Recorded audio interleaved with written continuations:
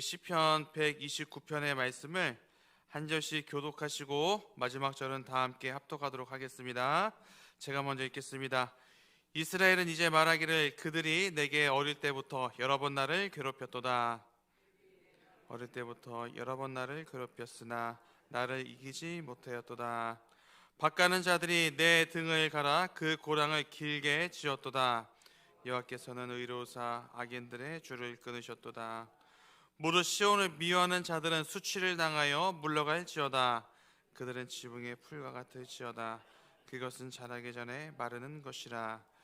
이런 것은 베는 자의 손과 묶는 자의 품에 차지 아니하나니 지나가는 자들도 여호와의 복이 너에게 있을지어다 하거나 우리가 여호와의 이름으로 너에게 축복한다 하지 아니하느니라. 아멘.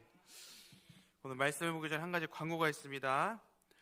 장례공지입니다. 삼교구 이미 권사님의 모친 되시고 박공현 집사님의 장모 되시는 고 이종수 권사님께서 하나님의 부르심을 받으셨습니다.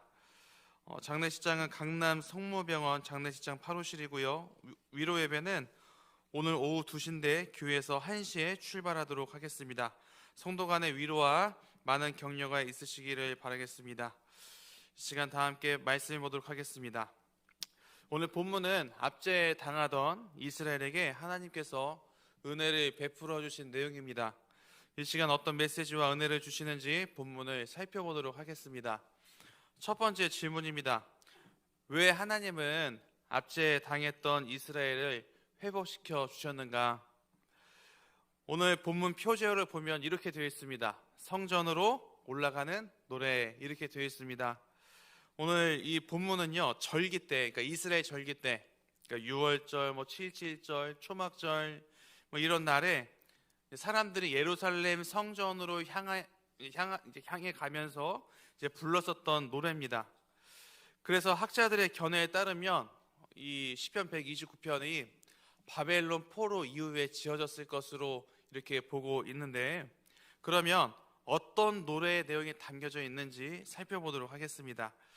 먼저 1절과 2절을 제가 다시 한번 읽어보겠습니다. 1절입니다. 이스라엘은 이제 말하기를 그들이 내가 어릴 때부터 여러 번 나를 괴롭혔도다. 2절입니다. 그들이 내가 어릴 때부터 여러 번 나를 괴롭혔으나 나를 이기지 못하였도다. 아멘. 여러분 1절과 2절을 보시면 반복되는 단어가 있습니다. 계속 반복해서 말하는 게 있어요. 그게 뭐죠? 내가 어릴 때부터 괴롭힘을 당했다, 그 이야기를 하고 있습니다. 그러니까 이스라엘이 어릴 때부터 괴롭힘을 당했다는 것을 말을 하는데, 여기서 어릴 때는 이스라엘이 형성되는 초창기 그 시절을 이야기를 하는 겁니다. 그리고 괴롭게 했다라는 말은 그러니까 이스라엘이 초창기 때부터, 그러니까 초창기 시절부터 주변의 나라들이죠. 그러니까 뭐 애굽이라든지 암몬이라든지 블레셋, 이런 나라들에게 계속해서 침공을 당하면서 괴롭힘을 당했다라는 그런 이야기입니다. 여러분, 성경은 어떤 메시지를 강조할 때 반복적으로 말을 합니다. 그러니까 이스라엘이 초창기 때 당했었던 그 어려움들이 매우 컸다, 너무나 아팠다라는 것을 지금 강조하고 있는 겁니다. 이스라엘이 당했던 아픔과 고통이 얼마나 컸는지 이렇게 노래하고 있습니다.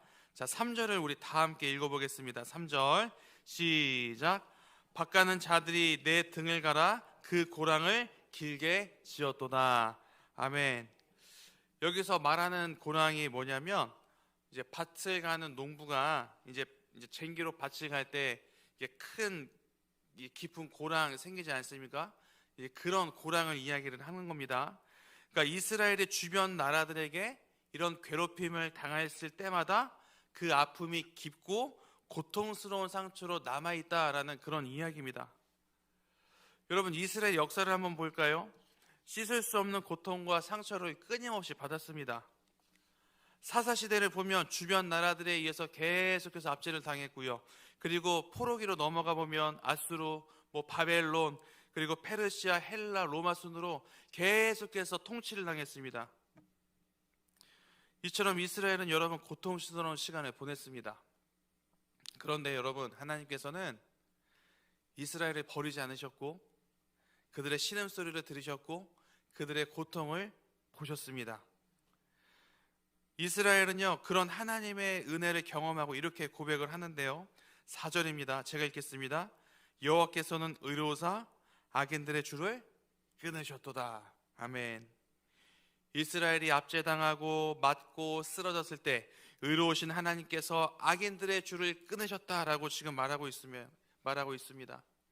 또한 앞절에서 나를 이기지 못했다, 나를 이기지 못했다라는 이 고백처럼 하나님께서 우리들을 지키시고 보호해 주셨다라고 말합니다.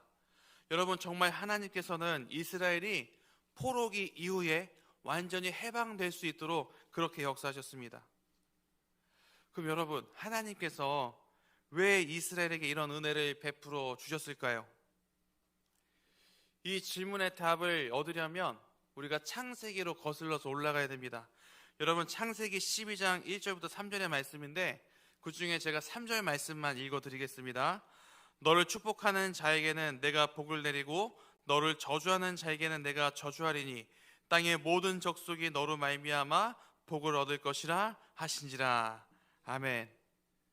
하나님께서 아브라함과 이삭과 그리고 야곱과 맺으신 언약 때문이에요.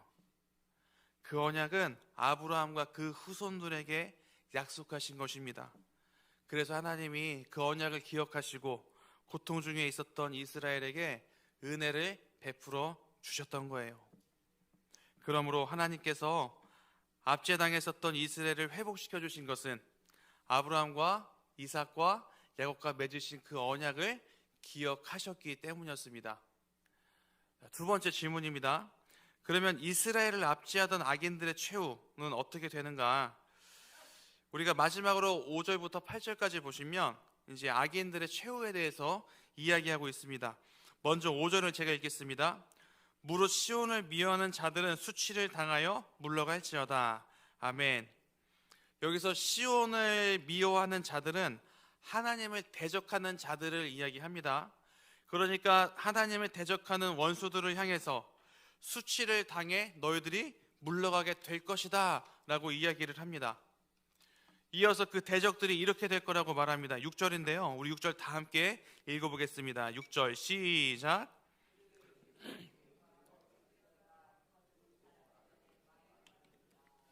아멘. 지붕의 풀은 습기가 있으면 잠시 자라지만 해가 뜨거나 습기가 사라지면 어떻게 되죠? 그냥 사라져 버립니다. 시들어 버려요. 그러니까 대적들이 이 지붕의 풀처럼 영원하지 못하고 곧장 사라질 것이라는 이야기예요.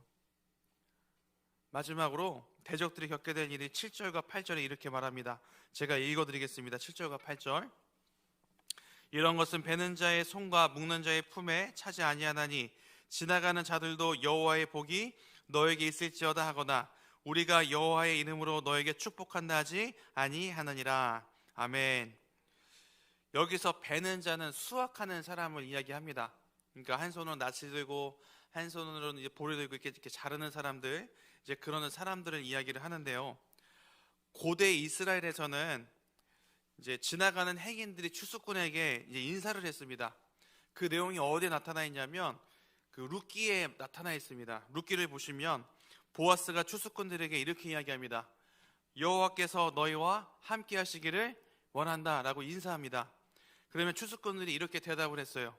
여호와께서 당신에게 복 주시기를 원합니다. 이렇게 대답을 했습니다. 그런데 대적하는 원수들은요, 이런 축복의 인사조차 받을 수 없다라고 선언을 하고 있습니다.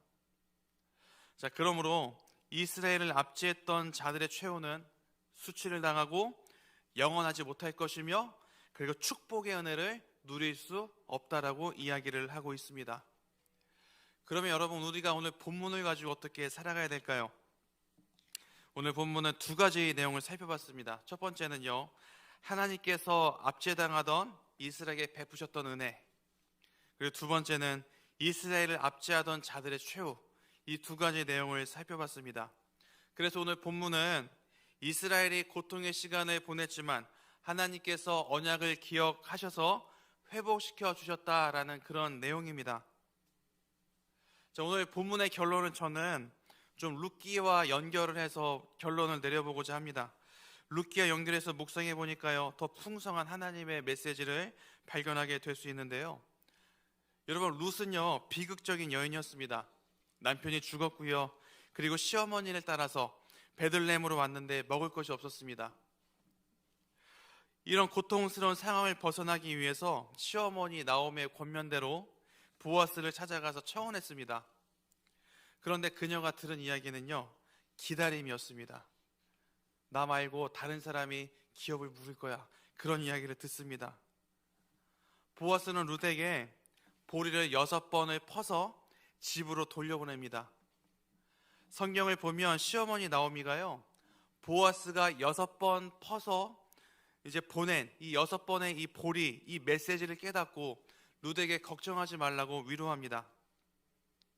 여러분, 이스라엘 백성들은요 각각 숫자의 고유의 의미를 부여했습니다. 대표적인 숫자가 숫자 7입니다. 그러니까 7은 완전수입니다. 이 완전을 의미하는 하나님의 숫자고요, 영원한 평안을 의미하는 숫자입니다. 그러면 완전수 7에서 하나가 부족한 6은 어떤 의미일까요? 6은 7으로 가는 마지막 단계예요. 그러니까 아직 안식에 도달한 것은 아니지만 곧 안식에 도달할 것이라는 이야기입니다. 그러니까 이 6이라는 숫자는 기대와 그리고 소망과 위로의 숫자가 되는 거예요. 여러분, 이 땅에서의 삶이 정말 쉽지 않은 시대입니다. 시간이 지나면 지날수록 숨쉬기 힘들 정도로 우리의 삶을 압박해오는 것처럼 느껴질 때가 참 많이 있는 것 같습니다. 이 자리에 여러 가지 인생의 문제가 해결되지 않아서 힘들어하는 성도님들이 계실 겁니다. 또는 남들에게 오픈을 하지 못하지만 개인의 신앙의 문제나 가족의 문제나 여러 가지 문제들 때문에 계속해서 기도하는 분들도 계실 겁니다. 그런데 여러분, 지금은 6째 날입니다. 우리는 지금 이 6째 날을 살아가고 있습니다. 지금 거의 다 왔습니다. 이제 지금 다 왔는데 이제 그 하루를 남겨놓고 하나를 남겨놓고 우리가 여기서 포기하면 안 됩니다. 다시 힘을 내어서 마지막 하나를 채워야 하지 않겠습니까? 주님께서 준비하신 참된 평안과 안식을 누리게 되는 그 날까지 우리가 이 소망을 가지고 오늘을 또 인내하며 살아가는 저와 여러분이 되면 참 좋겠습니다. 왜 그렇습니까? 저와 여러분들도 하나님의 언약 백성이기에 하나님께서 우리를 7째 날로 인도하셔서 모든 것을 회복시켜 주실 것이기 때문입니다. 오늘 본문 앞에서 오늘 이 새벽 한 가지 결단하셨으면 좋겠습니다. 주님, 하나님의 언약을 기억하며 이 6째 날을 살아가는 저희가 소망을 가지고 7째 날로 오롯이 갈 수 있도록 우리를 인도하여 주시옵소서. 이 한 가지 결단을 하셨으면 좋겠습니다. 그러므로 오늘 말씀을 기억하며 7째 날에 하나님께서 베풀어 주실 은혜를 기대하고 소망하며 오늘 하루도 살아가는 우리 동안교회 성도님들이 다 되시기를 주님의 이름으로 간절히 소망합니다. 우리 다 함께 기도의 자리에 나가도록 하겠습니다. 먼저 말씀을 가지고 하나님께 나아가도록 하겠습니다. 그리고 두 번째로는 교회를 위해서, 특별히 2024년을 위해서 기도의 자리에 나가도록 하겠고요. 마지막 세 번째는 나라와 민족을 위해서 기도하며 주님께 나아가도록 하겠습니다. 더 큰 은혜를 사모하시는 성도님들은 강단 앞으로 나오셔서 더욱 간절하게 기도하시기 바랍니다. 우리 다 함께 주여 주여 주여 세 번 부르시고 통성으로 기도하도록 하겠습니다.